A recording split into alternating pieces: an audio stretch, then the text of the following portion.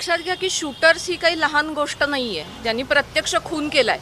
त्यामुळे बळीचा बकरा निश्चित नाही, कारण त्यांनी प्रत्यक्ष गोळ्या झाडलेल्या आहेत.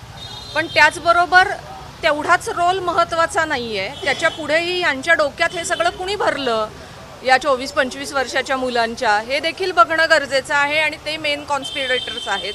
मला असं वाटतं की अनेक वेगवेगळ्या तपास यंत्रणा ह्याच्या मागे आहेत.